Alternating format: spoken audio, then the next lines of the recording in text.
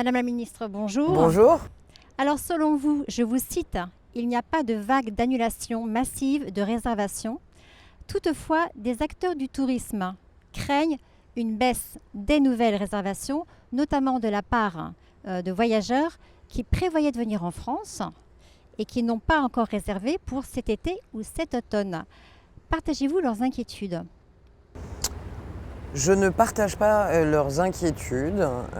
J'ai eu l'occasion depuis 1 an déjà, et l'écotouristique en est témoin, de mesurer la résistance, la solidité, le courage des acteurs du tourisme. On a eu une saison globalement hiver remarquable, les stations de ski ont fait le plein. On a eu sur les 5 premiers mois, janvier à mai, mai inclus avec les ponts de mai qui étaient particulièrement importants en cette année 2023, d'excellents résultats. On a des recettes internationales par exemple liées à la fréquentation des touristes étrangers en augmentation de plus 21% depuis le début de l'année. On a un taux d'occupation de nos hôtels, de nos restaurants aussi, qui est en hausse par rapport à 2022 sur les 5 premiers mois de l'année. On a des acteurs qui sont extrêmement solides. On a aujourd'hui effectivement connu durant 5 jours à peu près des émeutes, mais l'ordre est revenu, le maintien de l'ordre est notre priorité absolue. Nous avons eu des dégâts, je ne nie rien, je suis aussi la ministre du Commerce.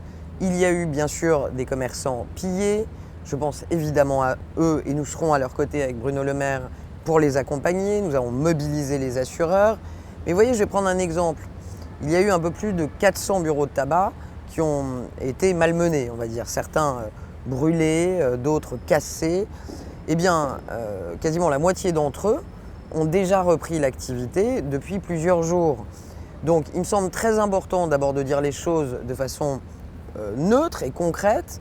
Nous disposons de remontées. J'ai échangé avec l'ensemble des acteurs du tourisme depuis plusieurs jours, la Confédération des acteurs du tourisme, ADN Tourisme. J'ai aussi eu le président d'Atout France depuis plusieurs jours. Je pense qu'il ne faut pas jouer, pour vous dire les choses, à se faire peur. Les acteurs du tourisme ont terriblement souffert, se sont illustrés par leur résilience durant la crise Covid. La France est aujourd'hui encore la première destination touristique au monde et j'ai eu des échanges, notamment aussi avec le président de l'Office de tourisme de Paris, en lui disant que je craignais les prophéties autoréalisatrices. Donc mon message est assez simple. Au moment où on se parle, j'ai eu depuis une semaine quasiment l'ensemble des plateformes, à la fois de réservation hôtelière, mais aussi de restauration, et aussi les acteurs des flux d'avions, que ce soit ADP ou Air France. Nous n'avons pas, chère Linda, de chute massive de réservation. Nous n'avons pas d'annulation massive des vols vers la France ou même de départ précipité de Paris. Et donc je pense qu'il est très important de ne pas jouer à se faire peur. Nous avons tout pour avoir une très belle saison touristique. Très bien, donc pas d'inquiétude. Vous citiez justement Jean-François Reyal, le président de l'Office du tourisme de Paris. Et là, je le cite, il dit « Les mouvements sociaux à répétition sont catastrophiques pour l'image de Paris et de la France. » Et il ajoute « Aujourd'hui, il faut restaurer l'image de Paris et de la France. » Qu'allez-vous faire en ce sens? Je sais pas, je pense qu'il s'auto-pose la question déjà, parce qu'en tant que président de l'Office de tourisme de Paris, puisqu'il faut restaurer l'image de Paris, et que je suis aussi à la base député de Paris, et que je ne suis pas loin de penser comme lui, je connais son talent, parce qu'il dirige Voyageurs du Monde, et on connaît la force de Voyageurs du Monde. Peut-être a-t-il des suggestions et des actions à mettre en œuvre au niveau de Paris, à proprement parler.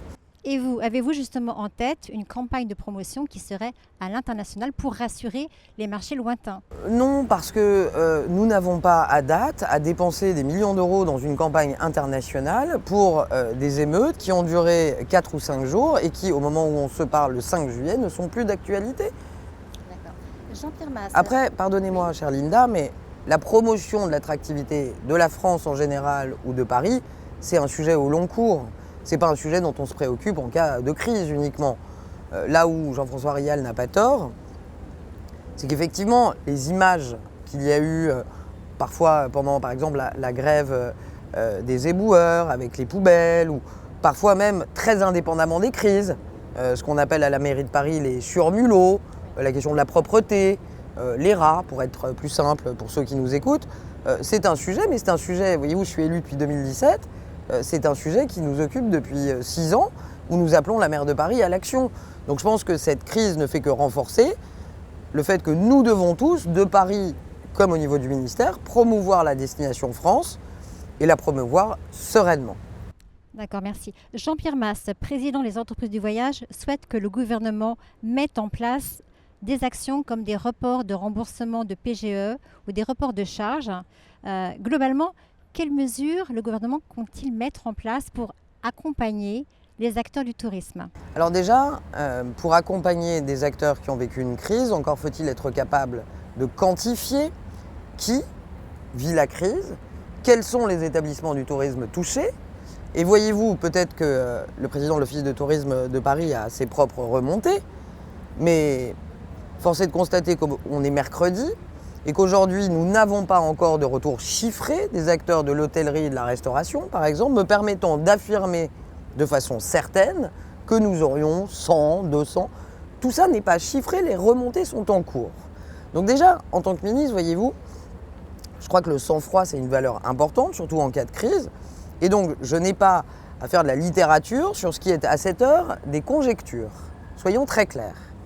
Deuxièmement, si tant est qu'il y ait effectivement beaucoup d'acteurs du tourisme touchés, ce dont je ne suis pas certaine, j'ai encore parlé à Jean-Virgile Crans hier de la Confédération des acteurs du tourisme. Voyez-vous, Saint-Malo n'a pas été spécialement touché, les acteurs ne sont pas touchés. Nous n'avons pas d'annulation, je viens de vous le dire. Donc, quand on est à plus de 3 000 milliards de dettes, qui est un concept qu'il va falloir qu'on partage tous ensemble dans les mois à venir, quand on voit des taux d'intérêt remonter, quand on voit que la France n'est pas forcément passée très loin d'une baisse de sa notation, peut-être faut-il qu'on soit responsables tous ensemble et qu'on commence par aider et accompagner ceux qui ont vraiment des problèmes. Bon, donc déjà voyons s'il y a des problèmes. Au moment où on se parle, ça n'est pas les remontées que j'ai. Deuxièmement, s'il faut accompagner des acteurs en étalant les charges, voire, Bruno Le Maire a été très clair, en annulant certaines charges, franchement, s'il y a bien une majorité qui a toujours été au rendez-vous pour aider les entreprises, c'est la nôtre. Je ne vais pas vous rappeler les chiffres du Covid, les acteurs du tourisme les rappellent d'ailleurs très souvent. Remercie encore d'ailleurs le gouvernement d'avoir été présent par le fonds de solidarité, par le chômage partiel. J'en profite d'ailleurs pour dire que le chômage partiel pourra être activé pour des entreprises qui auraient été directement frappées ou alors fermées dans les quelques endroits où il y a eu des couvre-feux pendant 4-5 jours. Mais on a toujours accompagné les entreprises et on n'a jamais lésiné. J'ajoute aussi qu'on les a accompagnées en baissant les impôts indépendamment de la crise. On a baissé 26 milliards d'impôts, il ne faudrait juste pas l'oublier non plus. Baisser l'impôt sur les sociétés, supprimer la CVAE qui est un impôt de production. Il n'y a pas une majorité ces 30 dernières années qui a autant baissé les impôts pour les entreprises. Donc si on doit avoir au cas par cas des annulations de charges fiscales ou sociales, nous prendrons cette décision et nous le ferons. Pour ce qui est du PGE, je crois qu'il ne faut pas se servir de cette crise pour remettre certains prétextes sur la table. Nous n'avons toujours pas de taux de défaut de PGE signifiant. Nous sommes toujours en deçà de 5%, aux alentours de 4% de taux de défaut. Nous avons toujours une procédure d'étalement, mais c'est dans l'ensemble des secteurs, sur les chiffres consolidés de la Banque de France. Et vous savez, les acteurs par exemple de la restauration et de l'hôtellerie qui sont au cœur du tourisme, s'en sortent aussi. Il y a ces échéances de PGE, mais on a aussi une fréquentation touristique, je vous l'ai dit, qui est en hausse. Des dépenses, vous le savez, l'année dernière, jamais la France n'avait eu autant de recettes internationales, 58 milliards d'euros. C'est plus que le budget du ministère de la Défense. Et cette année ? Cette année, on n'est même pas à la moitié de l'année. Donc le démarrage est plutôt excellent. Je vous l'ai dit, sur les 5 premiers mois, on est à plus 21% de recettes internationales. Il est possible qu'on fasse peut-être un peu moins bien juin, juillet à cause des émeutes qu'il y a eu pendant 4-5 jours. Mais je suis optimiste sur la saison et je pense qu'on est tous ensemble capables d'égaler, peut-être même de ce record de recettes internationales. Très bien, on va changer un peu de sujet. Vous avez récemment lancé un vaste plan contre le surtourisme. Je sais que vous n'aimez pas ce terme, donc on va parler plutôt d'un plan pour mieux gérer les flux touristiques. Que pensez-vous des systèmes de jauge et de quotas ? Alors déjà, c'est pas que je n'aime pas ce terme parce que je l'aurais pris en grippe. Je pense que ce terme n'est pas approprié. Parce que le surtourisme, on dirait que c'est une donnée structurelle. Alors que, et vous le savez aussi bien que moi, de quoi on parle ? On parle de pics de fréquentation, comme de fièvre, quelque part, où il y a beaucoup de monde, au même moment, dans un même endroit. Et parfois sur 2 mois. Oui, mais ça n'est pas, si tant est que les années aient toujours 12 mois, vous voyez, ça n'est qu'un moment dans l'année, parfois sur 2 mois d'été. Mais ça n'est pas 12 mois, il n'y a pas de commune touristique, vous ayez 12 mois de surtourisme. Donc je fais attention à ce mot, parce que, d'ailleurs je le partage avec vous, beaucoup des acteurs du tourisme rejettent ce mot, avec certains avec virulence, je l'ai encore en tête. Le tourisme, c'est 8 à 10% de notre produit intérieur brut, c'est des centaines de milliers d'emplois directs et indirects, c'est une force vive de la nation au plan économique. Si on commence même à se tirer des balles dans le pied et à critiquer ce qui est au cœur de la réussite de notre pays, je pense qu'on est mal parti. Donc c'est vrai que je fais attention à ce mot, parce que pour moi, ce n'est pas une donnée structurelle, c'est un sujet conjoncturel. Comme vous l'avez dit, pendant certaines périodes, à certains endroits, il y a trop de monde. Donc qu'est-ce que j'ai fait? Déjà, ça n'est pas la ministre qui a décidé. Voilà. Je ne fonctionne pas comme ça sur le tourisme, parce que je pense qu'il y a énormément d'acteurs. J'ai eu l'occasion de me rendre compte de leur grande diversité. Vous avez les sujets balnéaires, vous avez les sujets de la montagne, vous avez les sujets de la ruralité, vous avez le no-tourisme, vous avez le slow-tourisme, le cyclo-tourisme. Il y a 1001 tourismes et il y a énormément d'acteurs. Et donc, comme vous le savez, j'ai relancé à l'automne dernier le comité de filière, où siègent l'ensemble des acteurs, avec des groupes de travail. Et ce sont donc les acteurs qui copilotent avec les services du ministère, mais qui sont en copilote de ce comité de filière, qui ont été mobilisés, à la fois d'ailleurs sur la question des saisonniers, mais aussi sur la question de comment on lutte contre ces pics de fréquentation et comment on améliore les choses. Est-ce que moi, depuis le 139 rue de Bercy, je suis la plus légitime, ou en tout cas outillée, pour aller juger de ce qu'il faut faire dans les calanques de Marseille ou au Cap Fréhel, Cap Erquy? Non. Donc j'ai écouté les remontées des acteurs et j'ai, à partir de ces remontées, proposé effectivement, pour répondre à votre question, que l'État, par exemple, accompagne plus financièrement les communes touristiques avec la Banque des Territoires pour mieux mesurer ces données touristiques. On a encore pas mal de travail à faire. En réalité, on n'a pas énormément de données pour mieux qualifier la réalité de ce problème et possiblement y apporter des réponses. Donc l'État va être aux côtés des collectivités qui souhaiteront se doter d'outils de gestion de comptage ou de flux. On va faire en sorte de mieux mesurer pendant les pics des fréquentations. Les pics de fréquentation, les outils qu'on doit mettre, les boîtiers de comptage jusqu'à des gestionnaires de stratégie, notamment des logiciels, sont des outils qui vont de 300 € à 12 000 €. Donc ce sont des outils plus ou moins sophistiqués, mais ce sont souvent des dizaines ou quelques milliers d'euros que les communes doivent investir. 50% sera pris en charge par la Banque des Territoires. Et j'ai aussi pris l'engagement d'investir, plus exactement 2 millions d'euros, pour que au moins une trentaine de communes touristiques soient accompagnées, une fois le pic de fréquentation passé, pour se doter d'outils de gestion de flux en vue de l'arrivée de la prochaine saison de touristes. Et donc 2 millions d'euros à la fois financés par Atout France, mais aussi par l'ADEME, pour financer en ingénierie l'accompagnement des communes qui veulent mettre en place des stratégies de gestion des flux touristiques. Très bien, effectivement, c'est un bel investissement. Et c'est grâce aux acteurs, et je veux le redire, vous savez, on parle beaucoup de co-construction. Pour moi, la co-construction, c'est un concept. Et moi, je suis une femme de terrain. C'est un peu comme la confiance, la co-construction. Ça s'éprouve. Moi, je veux dire merci aux acteurs du tourisme, parce que si ces propositions, elles volent, et si les acteurs du tourisme, les communes les ont appréciées, c'est grâce aux acteurs qui les ont fait remonter au sein du comité de filière. Et Madame la Ministre, sur le principe de la jauge du quota, vous n'avez pas répondu. Moi, je vois Toulon, dans la gestion de la presqu'île de Port-Cros, qui contient la magnifique île de Portrolles, 6 000 visiteurs jour. Je vois que les stratégies qui ont été mises en place, notamment par le vice-président François de Canson en Provence-Alpes-Côte d'Azur, sur la calanque du Surgiton à Marseille, fonctionnent. Je vois l'arrêté qui a été pris par le maire de Bréa. Je connais bien cette île. Je pense cet arrêté légitime et ce maire assez courageux parce qu'il est un des premiers à prendre cet arrêté aussi. Donc il écrit le droit et la jurisprudence.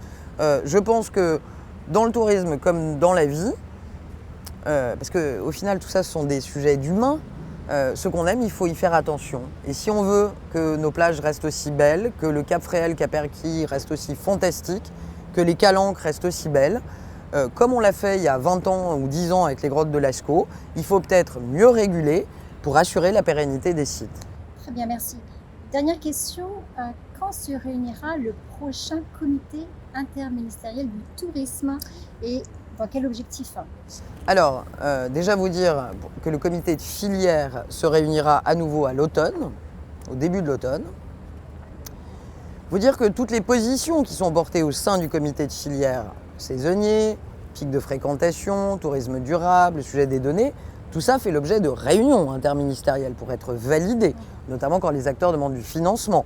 Donc vous voyez, ce que je vous ai annoncé sur le pic de fréquentation a été construit avec Christophe Béchu à la transition écologique, avec l'ensemble des ministres du gouvernement qui ont validé en interministériel. C'est important parce que ce qui sort du comité de filière est validé en interministériel. J'ai demandé à la Première ministre que nous puissions réunir le comité interministériel dès que possible. J'en suis d'ailleurs impatiente. Il ne vous a pas échappé qu'on a une Première ministre qui n'arrête pas, qu'on sort d'une période de réforme des retraites qui n'a pas été évidente. La Première ministre accorde beaucoup d'importance au tourisme, si j'en crois les échanges que j'ai avec elle sur ce sujet. Je ne doute pas que nous serons au rendez-vous dans les mois qui viennent. Et je tiens à dire qu'au-delà du comité interministériel, encore une fois, qui aura lieu dans les mois qui viennent, ce qui est aussi très important, c'est que les acteurs sachent que toutes les positions prises au sein du comité de filière font l'objet d'un arbitrage interministériel. Donc la Première ministre et Matignon valident chaque position que nous portons ensemble. Ce qui n'empêche pas que le comité interministériel doit se réunir. Je l'avais demandé au premier semestre, l'actualité a été fort chargée. L'avantage, c'est que je suis d'origine bretonne, très têtue, et donc je le demanderai au deuxième semestre. Merci beaucoup. Merci à vous et merci à l'écotouristique.